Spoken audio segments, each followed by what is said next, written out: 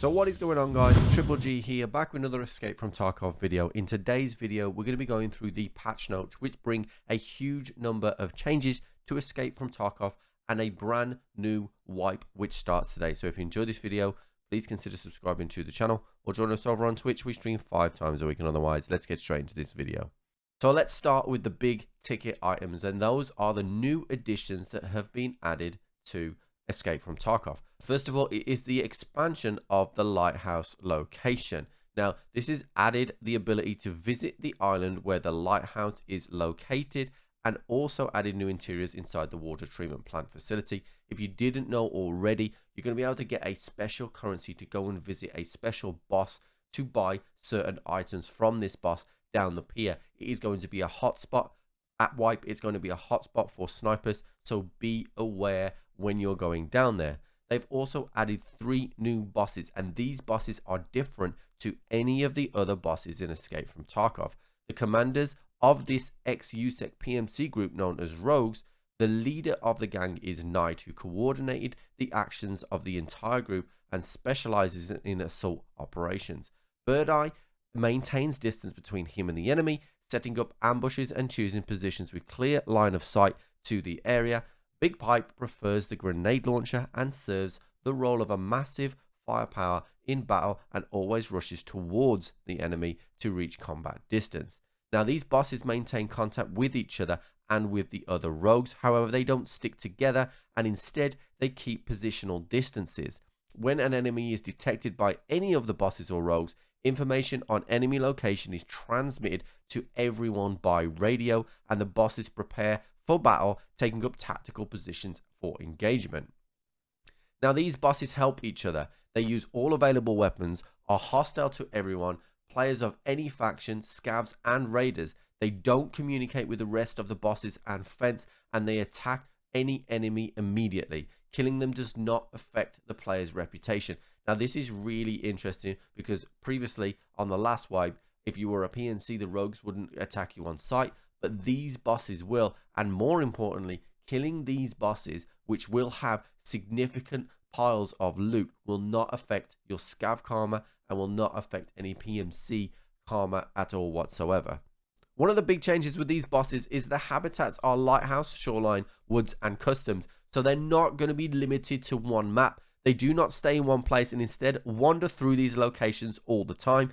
If the bosses have moved to one of the maps, they will not be on another map. There is no timetable for the movement, and no one knows what the bosses are guided by and when changing their location. This is a huge change for Escape from Tarkov, because other than events where they move the bosses around, these bosses are now going to roam around and be on any map, which could really change the makeup of how you attack a certain map, not knowing when they're going to be there. Particularly the Birdeye, the fact that he could ambush you from anywhere or turning around the corner and getting GL'd by Big Pipe. It adds that randomness to a raid, which I'm very excited about. They've also added offline cooperation game modes. This game mode is only available to players who purchase the Edge of Darkness pre-order. This is going to set up private lobbies, and you're going to be able to run like horde modes with some of your friends and your communities. I'm very excited about this. We don't really need to go into all of the information on the co-op servers. It's here, and you'll be able to set up private lobbies. Then they've reworked the movement for animations. We saw a preview of this a few weeks ago where they looked at how the players would move across with the animations, with how they check their weapons and stuff like that. A lot of that looked really good, and I'm very excited to see what that looks like when the game actually goes live in a few hours. Number 5 is a big one. They've added daily tasks for player scavs. This is really nice because this is going to give you an additional way for you to gain that scav rep quickly. The tasks will be given out by Fence once a day and will be available after the building in the intelligence center in the hideout. So once you get that, off you go, and you'll be able to do some scav missions there. They've added a new type of daily task, searching for items from a category such as food, medicine and weapons, etc. All items will need to be found in one raid. That's going to be an interesting task. Very interesting indeed. They have added slots for special items in the PMC inventory, in which you can now put a compass, rangefinder, Wi-Fi camera, a marker and other special items. It might be able to take some out here as well, so you could run multiple markers instead of having to use your gamma, but it'll be interesting to see what we can do there. These items as well cannot be looted, so you won't lose them, which is very, very nice indeed. They've added a flare gun and single shot reactive flare rounds with lightning and flare ammo. Shooting a flare now signals and will call in a plane with an airdrop to fly to the nearest possible locations. The airdrop mechanics have also been updated so that they will now drop 4 types of containers, which will be weapons, medicines, supplies, and general purpose. They have also added a countermeasure to that when flying in and dropping the container, updating the plane flying trajectories and decreasing the engine sound volume, which is a absolute godsend because the planes were so loud. They've added new tasks to the lighthouse territories, updated the clothing, updated the head models, added new weapons. We have the Benelli M3 Super Shotgun, the Accuracy International AX-MC Sniper Rifle, the MP18 Single Shot Rifle, RD704 Assault Rifle, SAG AK Carbine, the HKG36, which I'm very excited about, and the MGL M32A1 Revolver Grenade Launcher, which obviously is on Big Pipe. They've also then added a ton of smaller things here.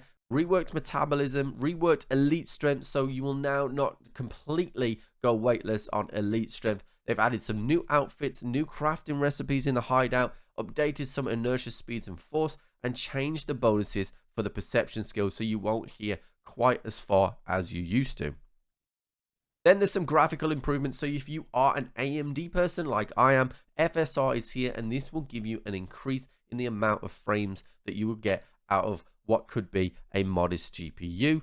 They've also then made some other additional changes to the sound, so we're going to see some new voice lines for Bear and USEC, new sounds for movement on top of various services, added sounds for weapons dropping on various services as well, and added sounds of bodies collapsing after death and sounds of transition to prone. Interesting on the bodies collapsing because sometimes you don't get a death comm from a person, so you'll be able to hear that as well.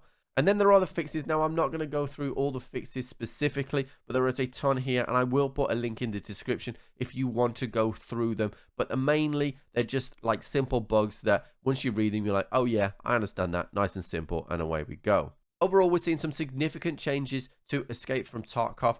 I would like to see 556 get a bit of a buff as well, so we have some more weapon variation. But overall, I am very, very excited about this wipe. Guys, if you enjoyed this video, please consider subscribing to the channel or join us over on Twitch. We stream 5 times a week. And otherwise, I'll catch you on the flip.